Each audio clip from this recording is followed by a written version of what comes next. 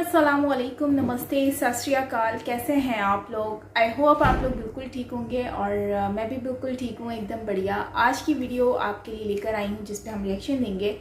इस वीडियो का टाइटल है बेसिकली पाकिस्तानी कोई न्यूज़ एंकर हैं जो कि रिएक्शन दे रहे हैं। एनीवेज हम वीडियो देख लेंगे तो उस पर हमें आइडिया हो ही जाएगा। तो उससे पहले अगर आपने मेरा चैनल सब्सक्राइब नहीं किया तो यार सब्सक्राइब कर दो और बेल आइकन को ऑल नोटिफिकेशन पर प्रेस कर लो ताकि सारी वीडियोस आप लोगों को मिलती रहें। साथ साथ मैं आपको बता दूं कि वीडियो का लिंक जो है वो मैंने डिस्क्रिप्शन में मेंशन कर दिया है। सो आप इसका ओरिजिनल वीडियो भी देख सकते हैं, बहुत अच्छी वीडियोज़ होती हैं। सो यस, आप जाएँ और वीडियो ज़रूर देखें। सो चलते हैं वीडियो की तरफ, रिएक्शन देते हैं। So let's start.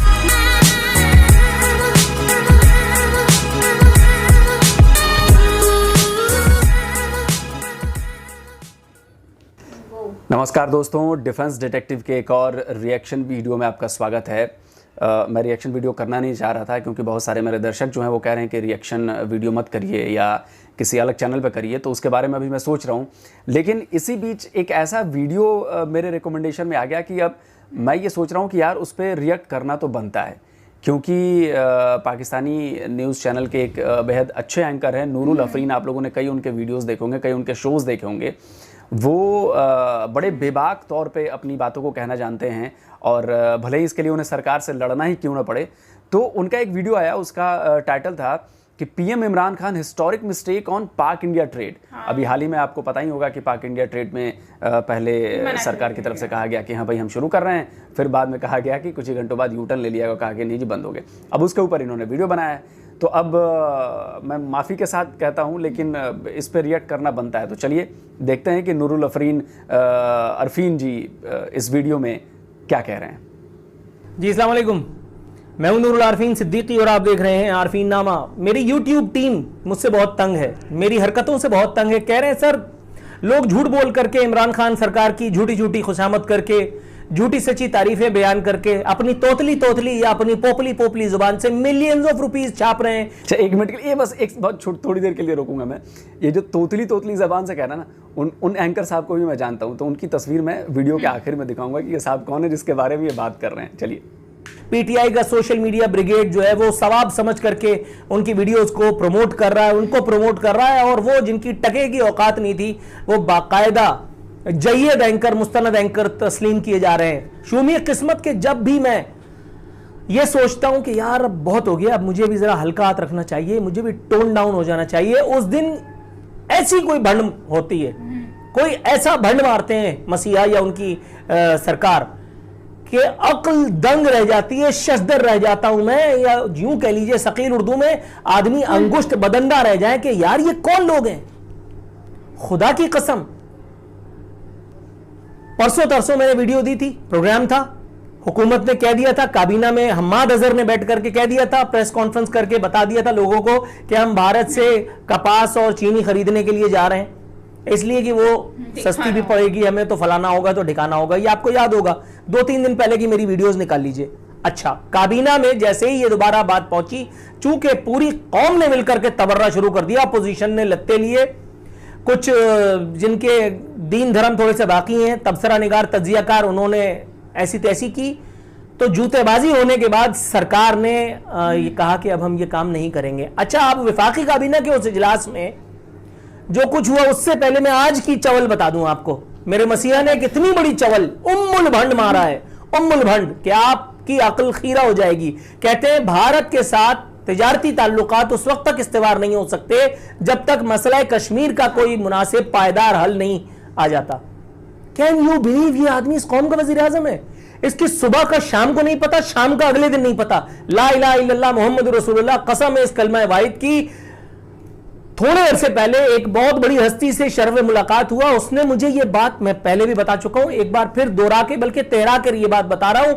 उसने मुझे मेरे ऑफिस में, मेरे कमरे में बैठ करके ये बताया, इमरान खान की बात का जिसने भरोसा किया उसकी दुनिया और आखिरत दोनों तेल हो गई। ना मतलब कह रहे मैं 18 साल से उसके साथ हूं, कभी ऐसा नहीं हुआ कि सुबह जो उसने कहा शाम को उस बात पे कायम रहो, और जो उसने शाम को कहा अगले दिन तक उसी बात पे उसका स्टैंड रहो। ये हालत है इस आदमी की। काबीना के इजलास में इसने जब हम्माद अजहर से पूछा कि भाई आपसे किसने कहा था कि ये हम भारत से कपास खरीदेंगे, वो तो हम्माद अजहर होशियार निकला। उसने कहा भाई ये तो चौड़े में मरवा देंगे। उसने इनके मुंह पे ही कह दिया कि सर आप ही तो थे। लेने के देने पड़ गए। लेकिन मजाल है, पता नहीं कौन सी मट्टी और खमीर से बनी है ये सियासी जमात, अगर ये सियासी है तो, और इसके कायदे तहरीक। यानी अल्ताफ हुसैन के मुकाबले में इमरान खान, मतलब मुझे लगता है कि ये दोनों मुकाबले में चल रहे हैं। वो गीत गजल करके अपनी रोजी चलाता था। डॉन जब गीत गजल प्रोग्राम पे आया तो फिर सोचिए उसका इंटेलेक्ट कहां आ गया होगा। लेकिन एक ऑक्सफोर्ड ग्रेजुएट जब इस किस्म की चवले मारेगा, एक दिन हम्माद अजहर से कहेगा कि चल बेटा चढ़ जा सूली पे, दूसरे दिन काबीना में बैठ करके उसको कटहरे में खड़ा करने की कोशिश करेगा। वो तो हम्माद अजहर ने उल्टे ही रस्सी इनके गले में डाल दी, वरना ये तो काम दिखा गए थे। जिस तरह से इनकी नाक के नीचे जहांगीर तरीन ने चीनी बहरान में हिसाब किताब किया, खुसरू बख्तियार ने किया, और बहुत सारे नेक नाम लोगों ने किया। उसके बाद फिर क्या हुआ, दुनिया को दिखाने के लिए अपनी हैंडसमता और अपनी सदाकत और अमानत, जिसका कोई गुजर बसर इनके 100 मील तक नहीं है, उसको इस्तेमाल करते हुए उन्होंने उनको बेल आउट कर दिया। आमिर कियानी दवाओं की कीमतों में मुबैना खुर्द-बुर्द फलाना ठिकाना, वो एक इतना बड़ा स्कैम हुआ। कुछ नहीं, आमिर कियानी को बेल आउट कर दिया, जहांगीर तरीन को बेल आउट कर दिया। जहांगीर तरीन पे दोबारा मनी लॉन्ड्रिंग, ये वो सब मैं पहले भी बता चुका हूं। होना होना किसी चीज का कुछ भी नहीं है। वो नदीम बाबर मुआविन खुसूसी, वो पेट्रोल बहरान में इतना कुछ लपेट गया। अगर तो लपेट गया है, और अगर नहीं लपेटा तो फिर क्यों हटाया। बहुत सारी चीजें हैं इसमें, बहुत सारी चीजें हैं।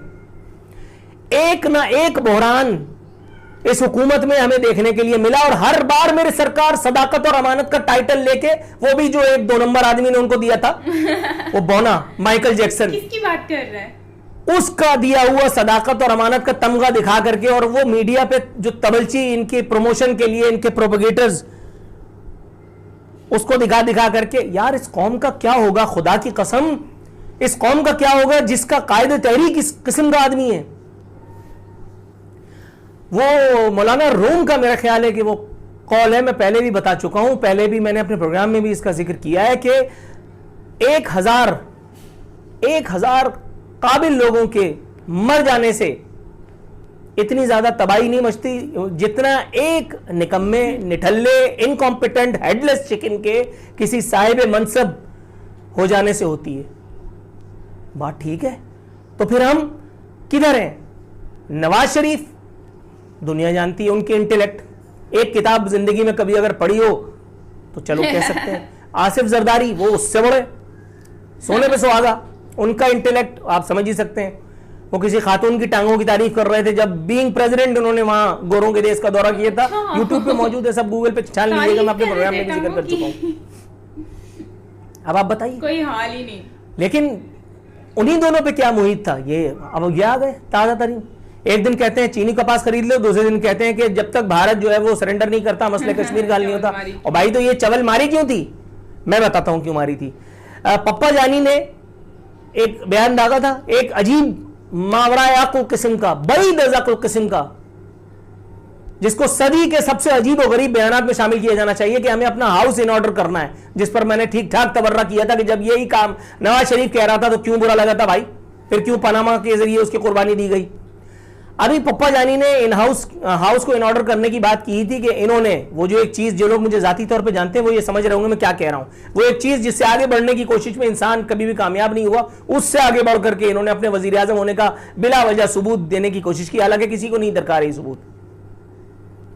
इन्होंने कहा कि हम भारत से ताल्लुकात और यूं और वो फलाना ठिकाना। उसके बाद जब तबर्रा हुआ तो फिर मुकर गए, और आज कह रहे हैं कि जी जब तक नहीं होगा, हालात बेहतर नहीं होंगे तो हम, और भाई हालात तो कभी भी बेहतर नहीं होंगे। जब तक वहां मोदी बैठा है तब तक ऐसा कुछ भी नहीं होने का, और जब तक आप यहां बैठे हैं तब तक हमारा कोई भला नहीं होने का, ये भी तय है। लेकिन आप देखिए कि किस किस्म के इन लोगों को प्रोपेगेटर्स मिले। एक वो तोतला जिसको पीटीआई का सोशल मीडिया ब्रिगेड बाकायदा मिलियंस ऑफ रुपीस कमाने में मुआविन और मददगार जिसके लिए साबित हो रहा है, जिसके अब्बा ने उसको एक बहुत बड़ी वैन दिला दी है जिसमें शिकार करता फिरता है।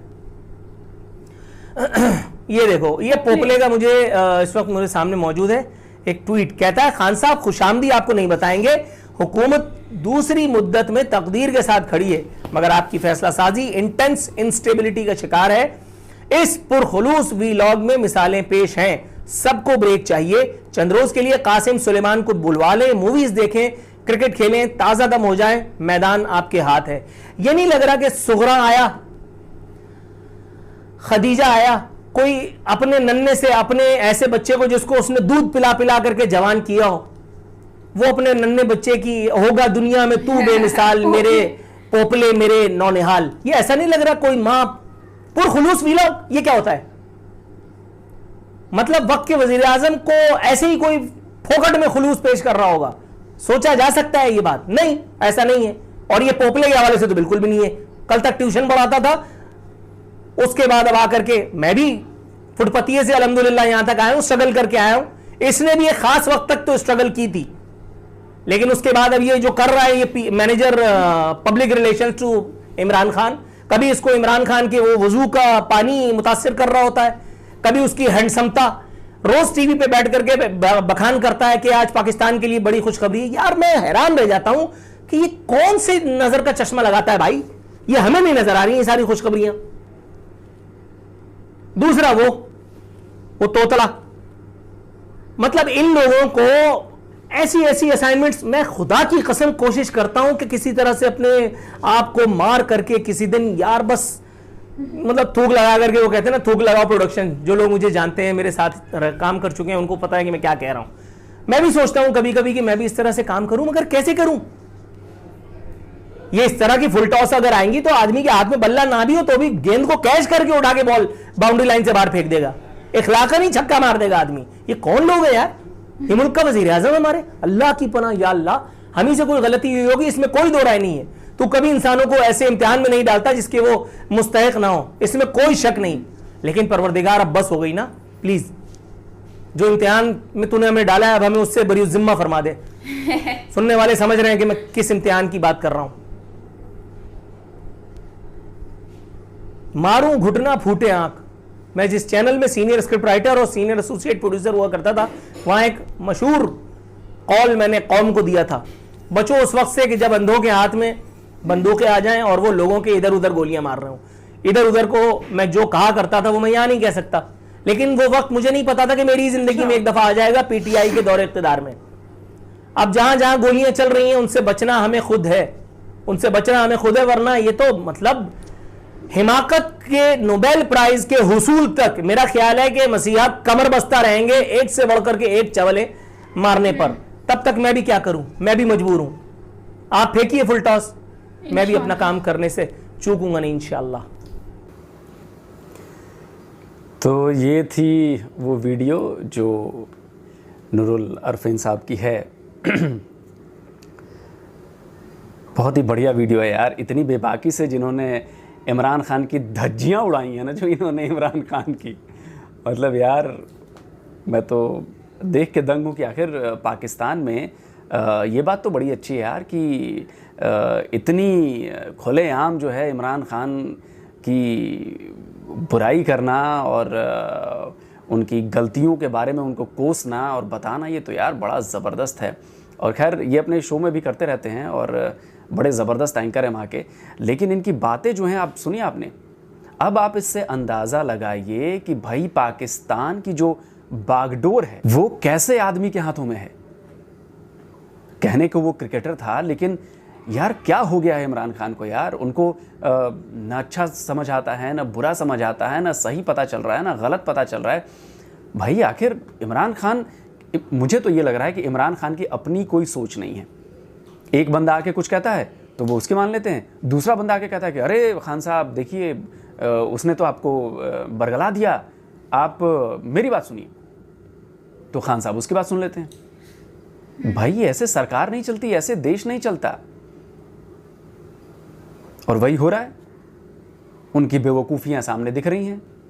लोग, उन्हीं के मुल्क के लोग कहने लगे हैं कि भाई इनकी नीतियाँ गड़बड़ हैं, इनको तो कुछ समझ में नहीं आता, सुबह की बात इनको शाम को याद नहीं रहती। भाई ये तो बड़ा गंभीर मसला है। खैर पाकिस्तान का अपना अंदरूनी मसला है, लेकिन एक प्रधानमंत्री की ऐसी बेइज्जती एक पत्रकार के द्वारा मैंने तो पहले कभी नहीं देखी थी। और हाँ, एक इनकी बात से मैं सहमत नहीं था। इन्होंने बोला कि जब तक मोदी हैं तब तक हालात ठीक नहीं हो सकते। अगर नूर भाई शायद ये कभी वीडियो देखें तो मैं उनको बताना चाहूँगा कि ये पीएम मोदी थे हमारे, जो संबंध सुधारने के लिए उन्होंने किसी आधिकारिक न्योते का इंतज़ार नहीं किया, बल्कि नवाज शरीफ के पास खुद मिलने गए थे। वो गेस्चर था, वो दिखाना चाहते थे, वो ऐसा छवि दिखाना चाहते थे कि भाई हम तो हैं, और हमने किया, कई बार किया भाई। अमन की बस लेकर अटल बिहारी वाजपेयी गए थे वहाँ पे लाहौर, उसके बाद आप लोगों ने करगिल कर दिया। पीएम मोदी गए नवाज शरीफ से मिलने, पीएम मोदी ने भी कहा कि भाई हम हालात, अरे कौन हालात पड़ोसी के साथ ख़राब करना चाहता है यार। कश्मीर में जो हालात हैं वो किसकी वजह से हैं, ये तो छुपा नहीं है ना किसी से। और इमरान खान तो खुद कह चुके हैं कि हमने हज़ारों आतंकवादी पाले और उनकी सेना ने ट्रेनिंग दी। कई वीडियोज़ हैं उनके, कई बार वो अभी पिछली बारी किसी विदेशी मीडिया को इंटरव्यू दे रहे थे तो उसमें भी उन्होंने कहा। तो भाई